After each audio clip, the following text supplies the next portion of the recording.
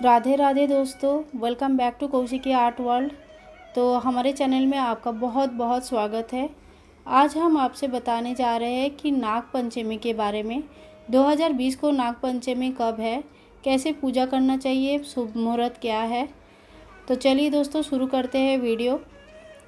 नाग पंचमी के त्यौहार मनाया जाता है श्रावण मास के शुक्ल पक्ष की पंचमी तिथि को। इस दिन नागों की पूजा की जाती है। हमारे हिंदू धर्म में सर्पों को, नागों को जो है पूजा भगवान समान मान के हम उनका पूजा करते हैं।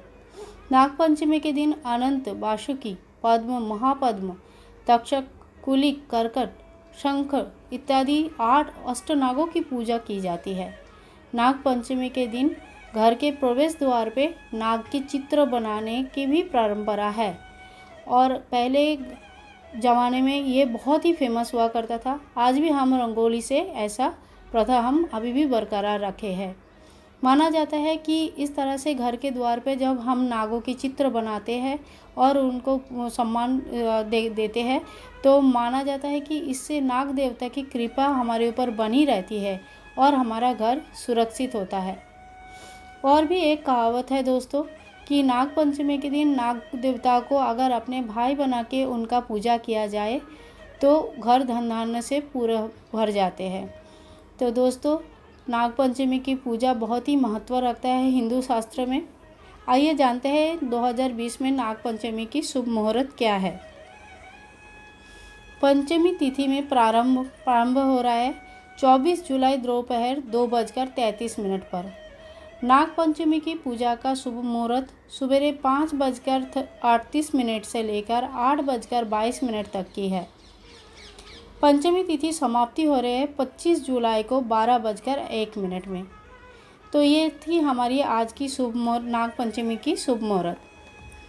नाग देवता जो है शिव जी के गले में हार बन के सज्जित रहते हैं और विष्णुदेव के सज्जा बने रहते हैं। तो इसीलिए अगर नाग पंचमी के दिन नागों का या सर्पों की जोड़े को पूजा किया जाता है तो इसको बहुत ही इसकी मान्यता है कि बहुत ही ये अच्छा रहता है और इससे भगवान शिव और विष्णु दोनों प्रसन्न होते हैं।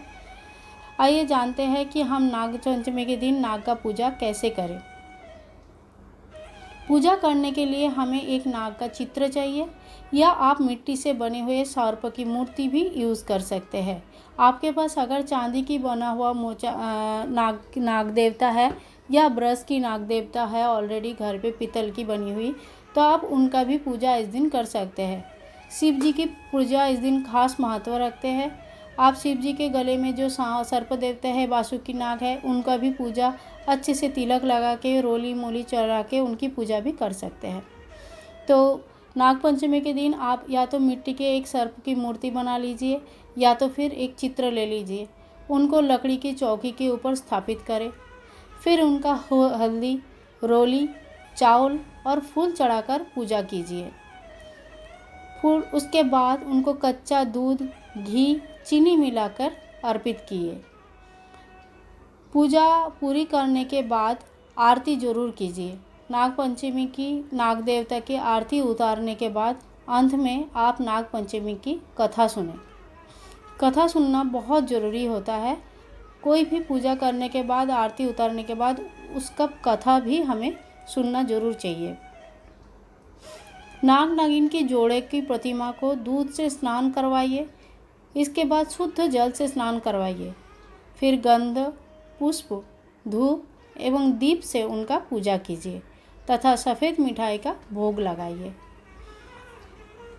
इस तरह से पूजा करने के बाद आप प्रार्थना करने के बाद आप जो है नाग देवता के लिए गायत्री मंत्र का भी जप कर सकते हैं। नाग देवता का गायत्री मंत्र है ओम नागकुलाय विद्महे विषदंताय धीमहि तनो सर्प प्रचोदयात्। इस मंत्र का जप करके आप नाग देवता को प्रसन्न कर सकते हैं। तो दोस्तों नाग पंचमी आने ही वाली है। हमारा नाग पंचमी की छोटी सी तैयारी रहती है। आप अपना तैयारी करके आज नाग देवता को खुश कीजिए और उनका आशीर्वाद अपना और अपने घर वालों के ऊपर उनके आशीर्वाद की कामना कीजिए। उनके आशीर्वाद बनी रहेगी, घर में सुख शांति बने रहेंगे और हमारा घर जो है सुरक्षित रहेंगे। हो सके तो नाग देवता को अपना भाई मानकर उनका पूजा कीजिए। तब तक के लिए चलते हैं दोस्तों, बाय बाय।